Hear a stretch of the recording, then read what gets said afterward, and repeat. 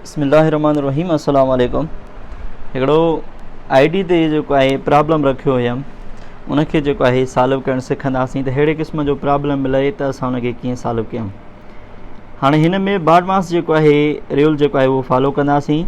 उन में असां सभ खां पहिरियां जेको आहे छा छॾाईंदा आहियूं, ब्रैकेट्स छॾाईंदा आहियूं। ठीकु आहे। हाणे छा कंदासीं, हीअ 50 सेम लिखंदासीं, वंडिया 10 सेम। हाणे ब्रैकेट खे सिंप्लीफाई जॾहिं असां कंदासीं त जवाबु असांजो घणो ईंदो, जवाबु असांजो 10 ईंदो। ठीकु आहे। याने हिते जेको आहे कुझु बि निशानी न आहे, हिन जो मक़सदु आहे त इहा ज़रब जी निशानी आहे, हिनखे हिते 10 लिखंदासीं सेम। हाणे उनखां पोइ जॾहिं ब्रैकेट जेको आहे असां सॉल्व करे छॾीसीं त पोइ हाणे असां छा कंदासीं, वंड जो जेको आहे अमल छॾाईंदा आहियूं। याने 50 खे वंड कंदासीं कंहिंसां, 10 सां, वरी ज़रबिया 10 सेम रखंदासीं। त हीअ असांजो 10 जो खोड़ो जेको आहे 50 ते घणा दफ़ा लॻंदो, 5 दफ़ा लॻंदो। ठीकु आहे। 10 10 5 10 50, या वरी ॿुड़ी हिन जी ख़तमु कयो, ॿुड़ी हिन जी ख़तमु त 5 वञी बचंदा। हाणे 5 खे ज़रब कंदासीं 10 सां त घणो वञी थींदो, 50 जवाबु ईंदो। सो कुझु दोस्त जेको आहे हिनखे वरी सॉल्व कनि पिया, उन में थोरी मिस्टेक थिए पई। सो अहिड़े क़िस्म जूं जेके तव्हांखे एक्सरसाइज़ूं मिलनि त उन्हनि खे तव्हां जेको आहे न बाडमास त जेको आहे सॉल्व करे सघो था। ठीकु आहे। इंसानु आहे, ख़ता जो घर आहे, ग़लती थी सघे थी, पर तव्हां ट्राए कयो, कोशिशि कयो त तव्हां जेको आहे रूल्स खे फॉलो करे जेको आहे पंहिंजे पाण मां इहे मिस्टेक्स जेके आहिनि उहे कढी छॾियो।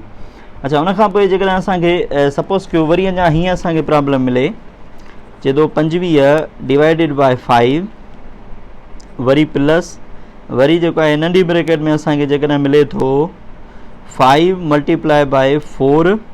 ठीकु आहे। माइनस जेको आहे असांखे हिते मिले थो वरी 10। त हाणे हिन खे कीअं सॉल्व कयूं, हीउ साॻियो ई जेको आहे बाडमास त जेको आहे सॉल्व थींदो।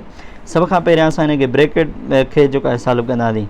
हिते 25 डिवाइडेड बाय 5 प्लस जेको आहे, हाणे ब्रैकेट में ज़रब छॾाइबी पहिरियां, याने हीअ वञी थींदो असांजो 20 माइनस 10 जेको आहे। ठीकु आहे। हिते वरी 25 डिवाइडेड बाय 5 प्लस जेको आहे, हाणे हिन खे असां सॉल्व कंदासीं, जवाबु छा ईंदो असांजो, जवाबु ईंदो असांजो 10। 20 नमूं 10 वञनि त घणो बचंदो, 10 बचंदो। त हाणे छा छॾाईंदासीं, वंड जो अमल, याने 25 खे 5 सां वंड कंदासीं, प्लस जेको आहे हीअ 10 सेम रखंदासीं। त हिते 1 50 5 5 50 25, हिते 5 प्लस 10। हाणे हिननि खे जोड़ कंदासीं, जवाबु घणो ईंदो, 15 जवाबु ईंदो। सो अहिड़े क़िस्म जा जॾहिं बि तव्हांखे प्रॉब्लम मिलनि त बाडमास जेको आहे तव्हांजो हिकिड़ो रूल आहे, हिकिड़ो फार्मूलो आहे, उनखे तव्हां ज़हन में रखी छॾियो, पोइ तव्हां कॾहिं बि ग़लती जेको आहे उन में न करे सघंदव।